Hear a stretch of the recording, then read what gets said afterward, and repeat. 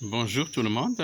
Je fais cette vidéo parce que je viens de recevoir un message en privé sur WhatsApp d'une élève qui me demande des explications à propos de la question de la situation du passage lors de l'examen régional.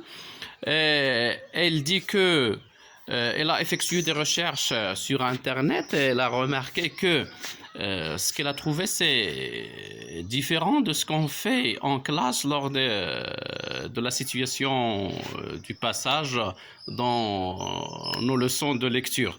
Et bien sûr, effectivement, c'est pas la même chose et je l'ai déjà expliqué, je l'ai déjà dit à maintes reprises. J'ai déjà dit que la situation du passage, quand on parle de la situation du passage, nous avons deux cas majeurs. Le premier cas étant la situation du passage dans une leçon de lecture. Et le deuxième cas, c'est dans une question de contextualisation. Et dans ce deuxième cas, nous avons aussi deux cas encore. Le premier cas, c'est lors d'une évaluation. Et le deuxième cas, le dernier cas, c'est lors de l'examen régional. Et c'est à cela qu'on veut répondre, bien sûr. Alors, pour le premier cas, concernant la situation du passage ou bien d'un texte lors d'une leçon de lecture, alors là, on parle de la situation, on ne parle pas de situer, hein, d'accord? On ne parle pas du verbe situer le passage. On parle de la situation du passage. Qu'est-ce que cela veut dire? Je vais seulement essayer de rappeler ce que j'ai déjà, dit plusieurs fois. Alors, dans une activité de lecture, premièrement, je rappelle ce que j'ai déjà dit, ce que je suis totalement contre la façon dont la majorité de gens conçoivent cette question-là ou bien cette situation du passage. D'abord, il serait inutile, plus qu'inutile, il serait même inconcevable, illogique, j'ose même dire inimaginable, du moins de ma propre conception de la chose. Il serait inconcevable de vouloir situer un texte en indiquant son emplacement dans l'œuvre et en citant le titre de l'œuvre, l'auteur, le genre, la date, etc., le courant littéraire, etc., toutes ces informations contextuelles. Alors que, d'abord, on sait de quelle œuvre il s'agit. Nous l'avons dans dont nous l'étudions et nous l'analysons dans un module et on commence le module par une séquence, on y consacre toute une séquence, c'est la toute première séquence consacrée aux indications aux indications, c'est-à-dire le cadre général, le contexte général de l'histoire, etc., etc. Puis, on est en train de l'étudier, on la suit chapitre par chapitre, événement par événement, on connaît très bien où l'on est. C'est pas la peine d'essayer de situer encore. Oui, bien sûr, lors de la situation du passage, on cite l'événement majeur, on résume l'idée générale du texte. Oui, il le faut. Voilà. Qu'est-ce que je vais dire encore? Je vais poser la question, pourquoi aura-t-on besoin de situer le texte en indiquant son emplacement, alors que on a déjà suivi l'histoire étape par étape. Et on sait très bien où l'on est, on s'est arrêté.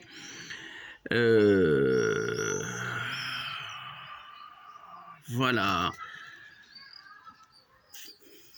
Qu'est-ce que je vais dire encore?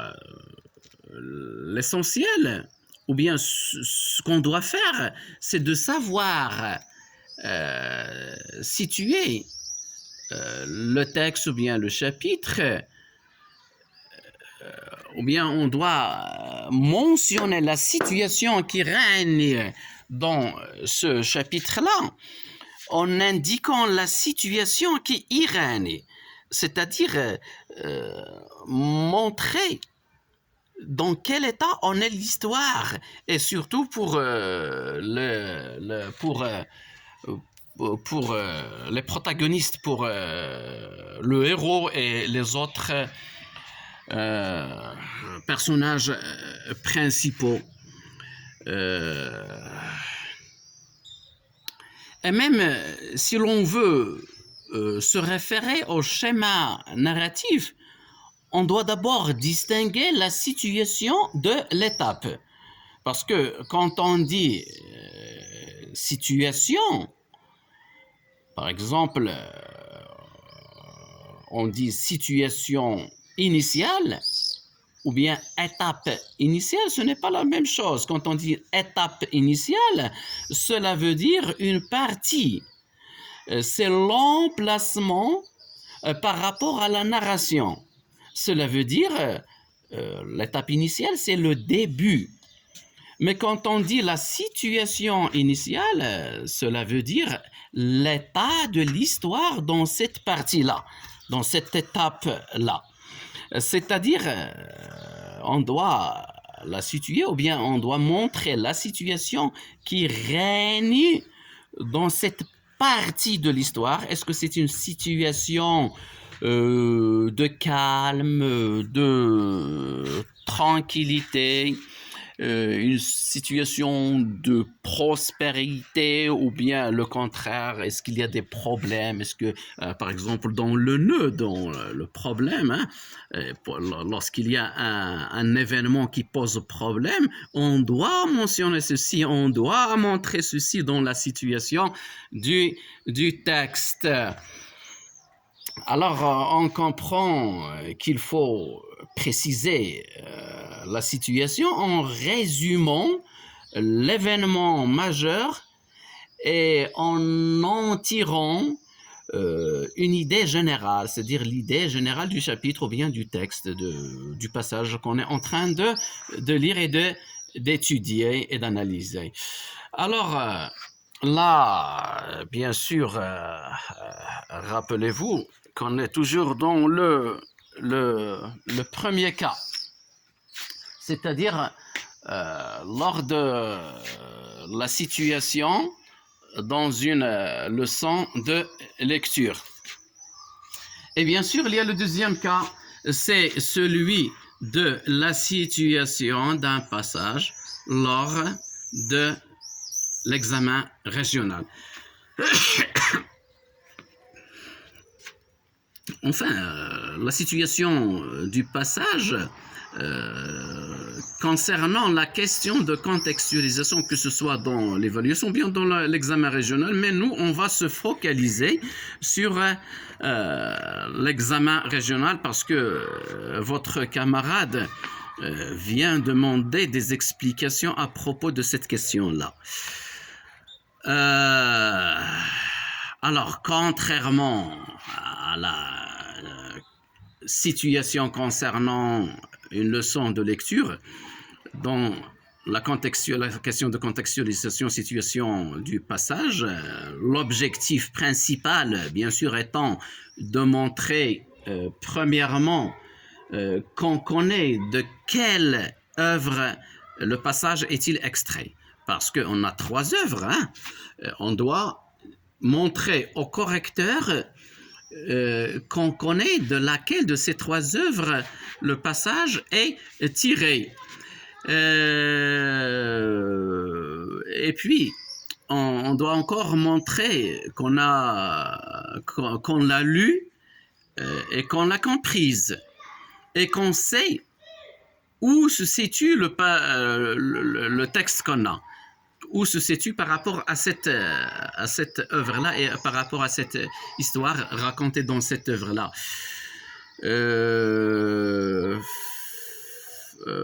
Parfois, la consigne lors de l'examen régional nous explicite qu'il faut préciser l'emplacement du texte par rapport à l'œuvre. C'est explicite dans la question, c'est-à-dire son emplacement dans le schéma narratif. Alors, il s'agit bel et bien de la narration. Cela veut dire où l'on est dans la narration de l'histoire. Et quand on dit la narration de l'histoire, ce n'est pas la même chose que lorsqu'on dit l'histoire. D'accord, quand on dit dans l'histoire, alors là, on est dans les événements, dans les faits de l'histoire, etc., etc. C'est l'intrigue générale de l'histoire. Mais quand on dit la narration, on est bien sûr de la façon de narrer, dans le schéma narratif. Alors, j'ai dit que quand on dit la narration de l'histoire, c'est pas la même chose que de dire l'emplacement par rapport à l'histoire, ou bien par rapport aux événements de cette histoire, c'est-à-dire le déroulement des faits, des événements qui constituent cette intrigue-là. Et c'est là, justement, c'est là qu'on doit montrer qu'on a effectivement lu et compris l'œuvre. Alors là, je vais vous dire une petite astuce pour raccrocher le point de contextualisation, c'est-à-dire le premier point de contextualisation concernant cette question de la situation. Tout d'abord, je tiens à vous rappeler que ces dernières années, on a changé la formule de cette question parce qu'on ne la pose plus de la même façon. Ces dernières années, on vous demande, en ce qui concerne la situation du texte, on vous propose des énoncés par exemple et on vous demande de préciser ou bien de dire lequel de ces énoncés situe le mieux le passage ou bien encore on vous propose des questions fermées auxquelles on peut répondre par oui ou par non, vrai ou faux, avec justification, bien sûr. Il faut toujours justifier. Ou bien même parfois, on vous propose des QCM, questions à choix multiples. On vous donne un énoncé, ou bien une question, et on vous propose 3 réponses, et c'est à vous de choisir. C'est très facile, ce sont des questions de zinc, comme j'ai l'habitude de vous les dire en classe. Excusez-moi. Alors, de quoi je parlais? Oui, je parlais de cette petite astuce qui pourrait vous aider à avoir ce point-là. C'est que, à chaque fois, quelle que soit la formule de la question, alors si là on ne parle pas de la nouvelle formule de choisir, etc., etc. Si on vous propose les anciennes formules, quelle que soit la formule de cette question, que ce soit situer le passage dans l'œuvre, situer le passage par rapport à l'œuvre, par rapport aux événements, etc., etc., il vaut mieux commencer par des indications ou bien par des informations contextuelles concernant l'œuvre en général, c'est-à-dire mentionner le titre de l'œuvre, sa date de publication, son genre littéraire bien sûr, son courant littéraire, le nom de l'auteur, sa nationalité, sa date de naissance, sa date de décès, et de même pour l'histoire, pour l'œuvre, vous pouvez citer la date de publication. Croyez-moi, je suis correcteur. Je corrige chaque année les épreuves du baccalauréat. Et tout correcteur qui se trouve dans une copie où on a précisé ces informations contextuelles générales, la première impression qu'il puisse avoir, c'est que le candidat a bel et bien saisi la question et il a bel et bien compris de quoi il s'agit, il a lu l'histoire, il connaît, il a rassemblé plusieurs informations à propos de l'œuvre, c'est-à-dire qu'il s'intéresse à la matière, qu'il avait bien préparé, il s'est bien préparé, il a bien travaillé cette œuvre-là. Voilà. Alors, qu'est-ce que je vais vous dire encore? Voilà, je n'arrive plus à tenir le bout de fil. Oui, c'est très important. Oui, c'est très très important. Après ces contextualisations-là, vous devez impérativement indiquer la problématique traitée dans l'œuvre. Parce que dans chaque œuvre, il y a une problématique et il y a un thème majeur. Vous devez les préciser. Bien sûr, dans un roman, par exemple, un roman, c'est très long. Il traite plusieurs thèmes, mais il y a un thème qui est le thème majeur. Et généralement, il y a une problématique, vous devez la citer, la résumer.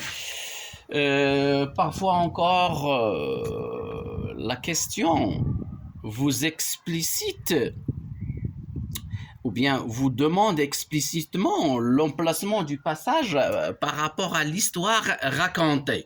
Alors là, ce que vous devez faire après les indications contextuelles, alors c'est que vous devez impérativement donner l'événement, ou bien citer l'événement majeur en relation avec les événements précédents, ou bien peut-être même avec les événements à venir, parce que là c'est l'examen régional, vous avez déjà lu et terminé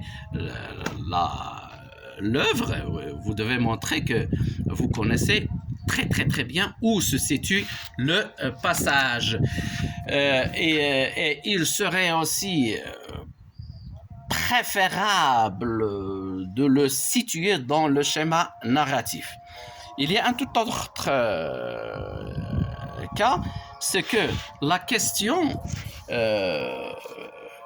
nous demande explicitement de l'emplacer ou bien de le situer par rapport aux événements. Alors là, il y a précision et il y a restriction. Donc, ce qu'on doit faire, c'est ce qu'on doit se contenter de dire l'événement majeur en résumant le contenu du passage et en le reliant à l'événement majeur précédent, c'est-à-dire l'idée générale de ce texte et en le reliant Allahu Akbar, et en le reliant au thème, à l'événement majeur qui a précédé. Et croyez-moi, si vous faites tout ceci, alors vous allez réussir cette question-là et vous allez raccrocher le point. Excusez-moi, le muezzin est en train d'appeler à la prière. Je dois couper cette vidéo-là. pour pouvoir aller faire ma prière. J'espère que je vous ai donné suffisamment d'explications à propos de cette question-là, de la situation du passage. Et voilà, je vous souhaite une très bonne chance et très bon courage.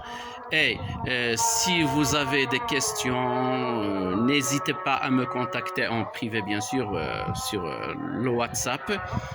Et cette même vidéo-là, je vais la mettre sur les groupes WhatsApp, sur le groupe WhatsApp et même sur les groupes Facebook et sur la page Facebook que je viens de créer. Allez, bonne chance à tout le monde.